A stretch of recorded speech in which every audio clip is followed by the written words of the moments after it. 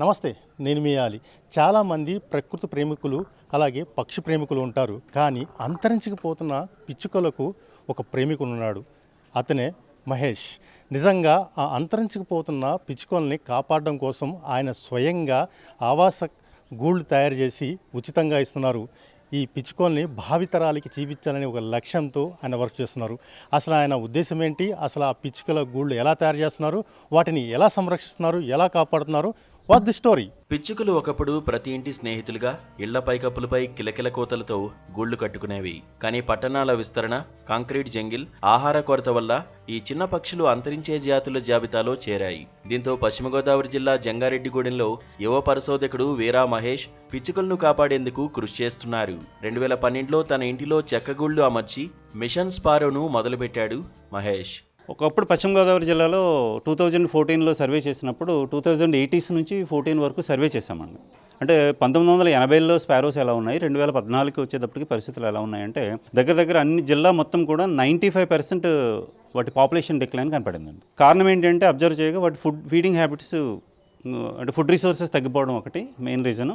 రెండవది ఆవాస క్షీణత అండి. ఈ రెండింటి వల్ల అవి తగ్గిపోతూ వచ్చినాయి. అయితే స్పారోస్ మీద ఎందుకు కాన్సన్ట్రేషన్ చేయాలి అంటే ఒకప్పుడు విరివిగా ఉన్నవి మనతో మమేకం అయిపోయినాయి. మన పురాణాల్లోనూ మానవ సంప్రదాయంలో ఒక భాగం అండి హౌస్ స్పారోస్. ఇప్పుడు మనం ప్రొటెక్ట్ చేయకపోతే భవిష్యత్ తరాలు వాటిని చూడలేవు.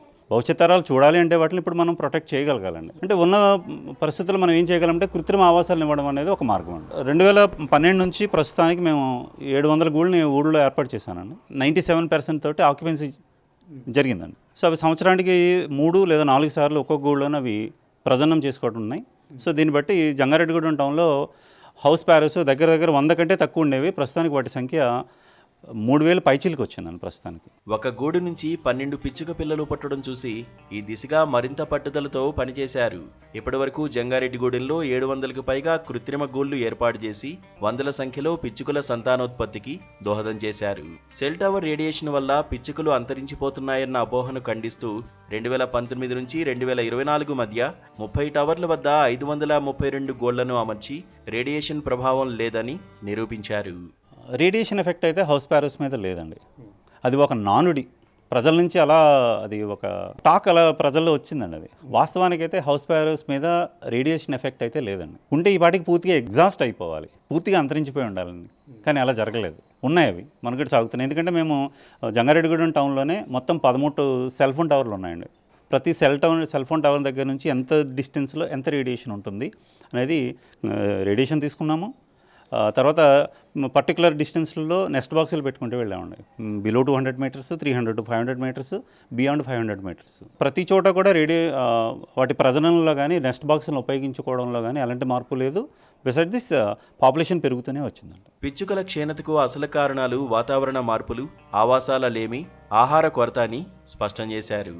పిచ్చుకలు రైతు బంధువులుగా, పంట పొలాల్లోని పురుగులను తినే సహజ క్రిమిసంహారిణులుగా, ప్రకృతి సమతౌల్యానికి కీలకమని మహేష్ నొక్కి చెబుతారు.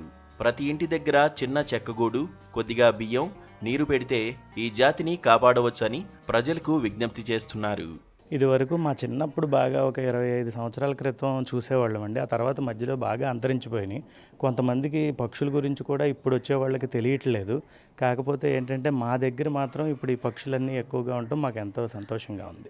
రాజమండ్రిలో ఉపాధ్యాయుడిగా పనిచేస్తూనే ఖాళీ సమయంలో గూళ్లు తయారు చేసి స్నేహితులకు పంచుతూ ఇతర ప్రాంతాలకు కూడా ఈ కార్యక్రమాన్ని విస్తరిస్తున్నారు.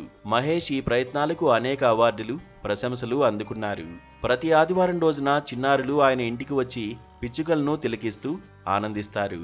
పిచ్చుకల మనుగడ ప్రశ్నార్థకం కాదు, సాధ్యమేనని నమ్మే మహేష్ ఈ చిన్న పక్షి సంతతిని భావితరాలకు అందించడం ప్రతి ఒక్కరి బాధ్యతని పిలుపునిస్తున్నారు.